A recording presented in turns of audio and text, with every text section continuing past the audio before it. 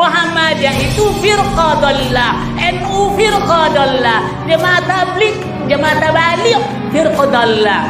Pada saat itu saya melakukan riset bagaimana kehidupan jamaah tabligh, apakah seperti orang-orang bilang gitu ya, yang pergi ke sana kemari bawa kompor, meninggalkan anak dan istri, tidak ngasih makan anak dan istri. Saya tuh survei, langsung riset ke markasnya. Saya duduk di majelisnya, saya duduk berkali-kali, bukan sekali dua kali ya. Saya selama beberapa bulan sebelum COVID, saya duduk di majelisnya, selalu menyindir kata, jangan kayak orang-orang jangan dikit, bid'ah ini bid'ah, dalalah. Ini ditafsirkan oleh Muhammad Ilyas sebagai pendiri Jamaah Tabligh, seorang sufi, bahwa kewajiban khurud.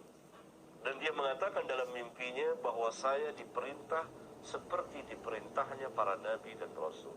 Secara tidak langsung dia mengaku mendapat wahyu.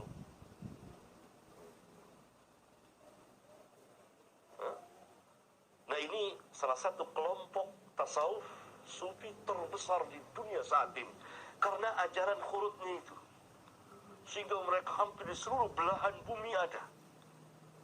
Bahkan ini mencapai ranking pertama firqah sesat terbesar di dunia dalam Islam. Tadinya Ikhwanul Muslimin menempati ranking pertama, kemudian sekarang berganti Jamaatul Tabligh.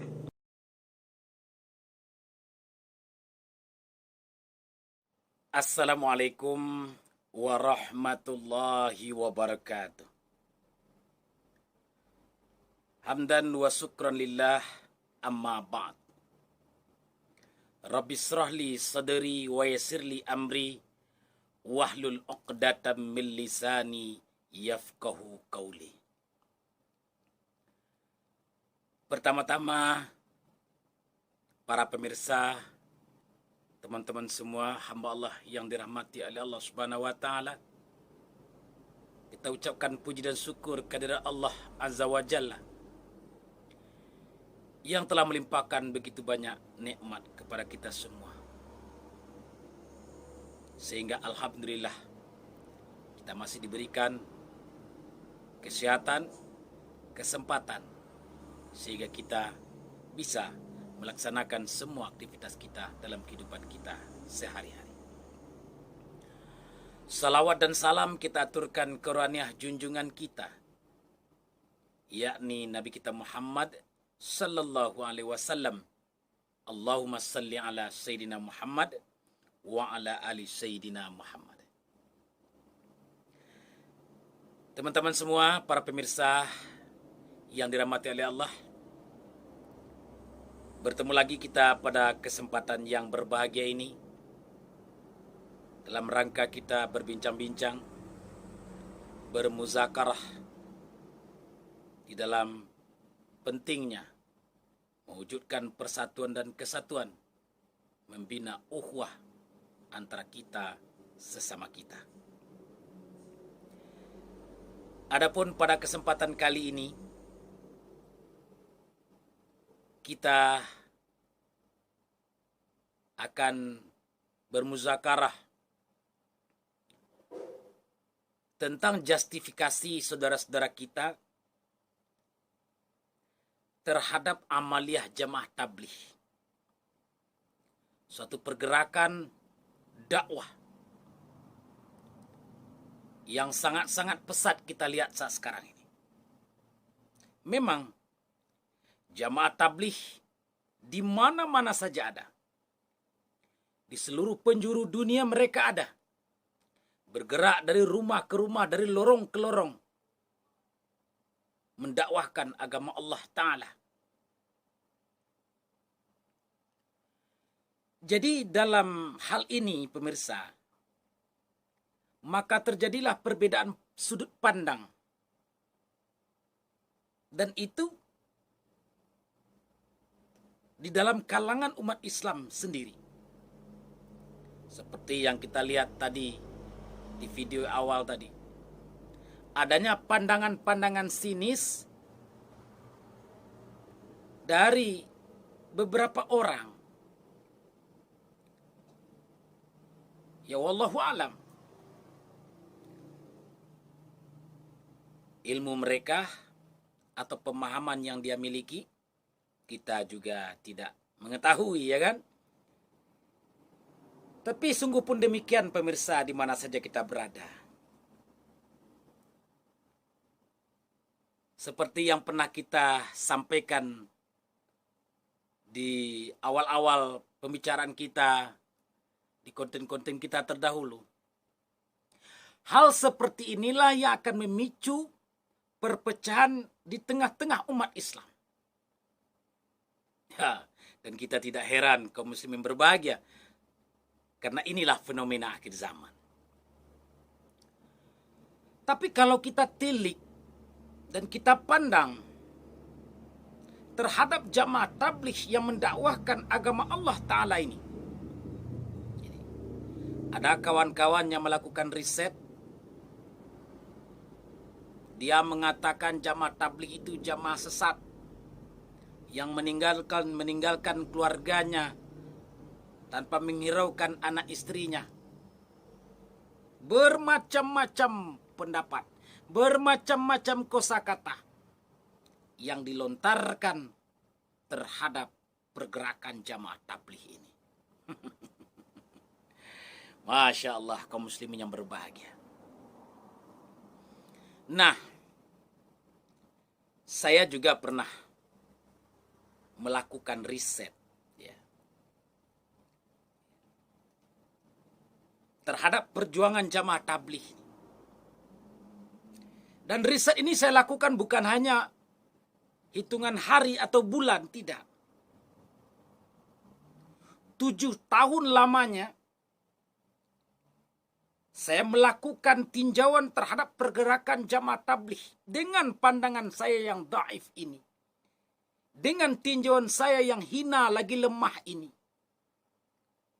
Saya tidak menemukan hal-hal yang salah dalam perjuangan jamaah tabligh. Bahkan sudah saya bilang, kita memiliki sudut pandang yang berbeda-beda. Kenapa demikian kaum muslim yang berbahagia, teman-teman dirahmati oleh Allah Subhanahu wa taala? Pergerakan jamaah tabligh seperti yang disampaikan oleh saudara muslim kita pada video awal tadi. Benar, jamaah tabligh itu dipelopori oleh Maulana Ilyas karamallahu wajah. Dengan sebab dasar kerisauan beliau melihat kondisi umat yang makin hari semakin jauh dari aturan Allah. Umat semakin terpecah. Maksiat merajalela. Masjid-masjid sudah sepi, surau-surau dan langgar dan lain sebagainya sudah tidak lagi dikunjungi oleh umat ini. Pendidikan-pendidikan anak-anak kita sudah tidak lagi menjurus kepada pendidikan agama. Banyak anak-anak kita yang berlomba-lomba sekolah formal atau sekolah-sekolah yang bersifat keduniawian saja. Dan inilah kondisi umat. Maka tumbuhlah kerisauan, kesedihan akan kondisi umat yang terjadi saat sekarang. Maka sebab demikian beliau berinisiatif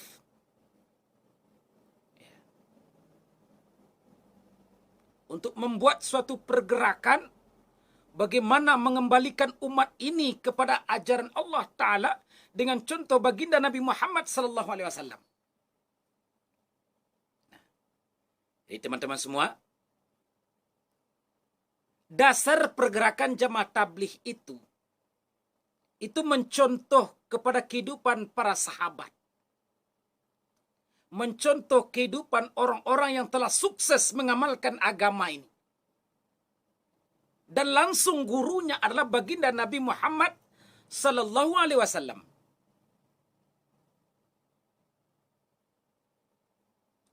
Dan para sahabat-sahabat tadi adalah orang-orang yang telah sukses mengamalkan agama Allah Ta'ala yang mulia. Jadi dasar perjuangan atau pergerakan jamaah tabligh ini itu adalah mencontoh daripada kehidupan para sahabat-sahabat Nabi kita Muhammad sallallahu alaihi wasallam. Karena para sahabat Nabi memiliki 6 sifat yang mulia. Mana yang 6 itu? Yang pertama, para sahabat tadi yakin akan hakikat kalimah la ilaha illallah Muhammadur Rasulullah. Itu yang pertama. Yang kedua adalah mendirikan solat khusu' wal khudu'. Bagaimana kita selalu melatih diri supaya mencapai hakikat solat yang khusu', solat yang nikmat, sehingga mendatangkan kerinduan dan kecintaan kepada Allah Subhanahu wa taala. Karena solat adalah tampuk daripada agama yang mulia ini. Itu yang kedua. Yang ketiga, yang dicontoh dari para sahabat-sahabat Nabi Muhammad SAW oleh jamaah tabligh ini adalah ilmu ma'azikir. Bagaimana kita menambah ilmu. Ilmu yang disertai dengan zikir. Ilmu yang mendekatkan diri kepada Allah Subhanahu wa taala, mendapatkan keredaan Allah Subhanahu wa taala. Nah, inilah yang mereka latih. Yang keempat, ikramu muslimin. Bagaimana menumbuhkan di dalam diri ini untuk memuliakan saudara-saudara muslim, menyayangi sesama muslim, merangkul bukan memukul, menyayangi bukan memerangi, tumbuh kecintaan sesama muslim. Dan bahkan puncak kecintaan mereka bukan hanya sesama muslim, orang-orang yang tidak muslim pun mereka sayangi, mereka ajak bagaimana untuk mendapatkan jalan yang lurus yang mencapai keredaan Allah Subhanahu wa taala.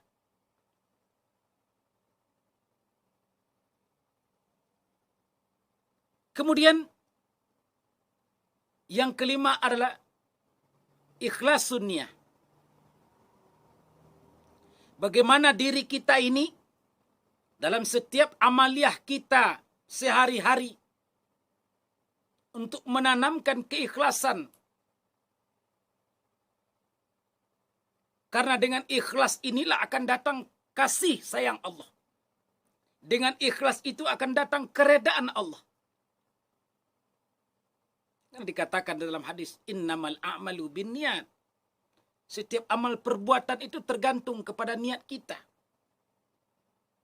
Dan niat yang paling dicintai oleh Allah adalah niat yang ikhlas. Mukhlisina lahuddin. Mereka ikhlas dalam beragama. Kemudian yang keenam adalah dakwah dan tabligh. Mereka membuat usaha bagaimana mengajak manusia kepada jalan yang diridai oleh Allah dan menjauhi manusia daripada perkara-perkara yang dibenci atau dimurka oleh Allah Subhanahu wa taala. Makanya kaum muslimin berbahagia, orang-orang jamaah tabligh tadi bergerak. Ada yang 3 hari, ada yang 40 hari, ada yang 4 bulan, dan lain sebagainya. Dalam rangka dakwah dan tabligh. Menyampaikan kebenaran-kebenaran ayat-ayat Allah. Dan mencegah manusia supaya jangan jatuh ke lembah yang dimurkai oleh Allah Subhanahu wa ta'ala.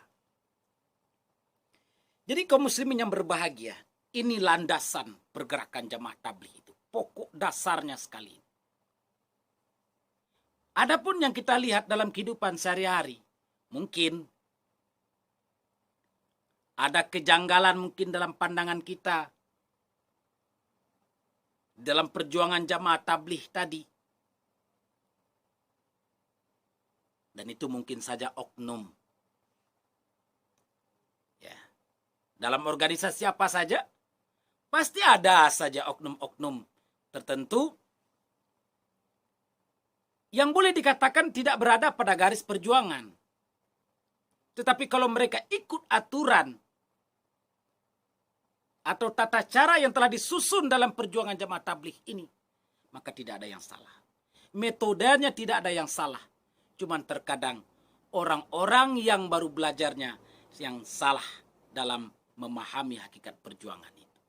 Dan itu di kalangan apa saja pasti ada terjadi kaum muslimin berbahagia. Adapun mereka keluar 3 hari, 40 hari, 4 bulan, dan lain sebagainya, itu bukan tujuan. Bukan tujuan mereka. Dakwah tidak ada dibagi-bagi waktunya. Karena dakwah itu adalah masanya, adalah seumur hidup kita. Siang, malam, petang, dan pagi, hendaknya kita hidup di dalam berdakwah. Dakwah untuk diri kita dan dakwah untuk seluruh alam. Ada juga orang mengatakan pergerakan jamaah tabligh, meninggalkan anak istri, ditinggalkan anak, tidak makan dan lain sebagainya, bermacam-macam tudingan kita. Apa benar seperti itu? Kalau dalam pandangan yang telah saya lakukan riset tadi, dalam pandangan saya pribadi, seseorang yang ingin keluar berdakwah, baik 3 hari atau 40 hari, dia terlebih dahulu harus menata kehidupan orang-orang yang dia tinggalkan, anak istrinya dan lain sebagainya. Kalau itu belum sempurna atau belum pas, maka dia saat itu belum boleh keluar. Maka ada istilahnya penyesuaian tafakut. Mana tafakut dia untuk keluar dan mana tafakut untuk ditinggalkan. Jadi kalau kita artikan tafakut itu adalah kebutuhan, baik itu berupa uang dan lain sebagainya, dan itu disesuaikan. Ya. Kalau di rumah belum ada apa-apa yang ditinggalkan, kalau sebab kita keluar akhirnya anak tak makan, istri tak makan, dan terlontar-lontar dan lain sebagainya, maka dalam aturan perjuangan jamaah tabligh dia tidak boleh keluar. Jadi jangan salah kaprah, ada aturan mainnya. Mereka keluar 3 hari, 40 hari, 4 bulan. Tidak ada contoh. Tidak ada contoh dari Nabi Muhammad SAW. Kan sudah kita bilang, ini hanya metode. Kalau perjuangan baginda Nabi Muhammad, contohnya adalah seumur hidup. Kita jangankan seumur hidup. Mendakwakan anak istri, susah. Mendakwakan diri sendiri jauh lebih susah. Maka dengan sebab itulah kita latihan, mereka latihan 3 hari, 40 hari, 4 bulan dan lain sebagainya untuk membenahi dirinya terlebih dahulu. Jadi niat keluar tadi itu bukan untuk memperbaiki orang lain, tidak. Maka sering sebelum berangkat mereka berjuang berdakwah tadi itu, maka ada amir safnya. Pimpinan alaqahnya tadi. Yang dituakan, yang didahulukan selangkah, ditinggikan seranting. Mereka memberikan pandangan. Mereka memberikan bayan. Niat kita keluar pertama sekali adalah untuk memperbaiki diri kita. Sesuai dengan ku anfusakum wa ahlikum naro. Pelihara diri. Setelah kita belajar memperbaiki diri, kita perbaiki keluarga kita. Ya. Dari perbaiki diri kita supaya terjauh dari api neraka. Panjang lagi kaum muslimin berbahagia pembahasan kita tentang hal ini. Sebenarnya cukup menantang pembahasan kita tentang ini. Ya. Akan muncul pertanyaan demi pertanyaan dari pemirsa yang mendengarkan konten kita pada kesempatan berbahagia ini. Ya. Silakanlah tulis di kolom komentar.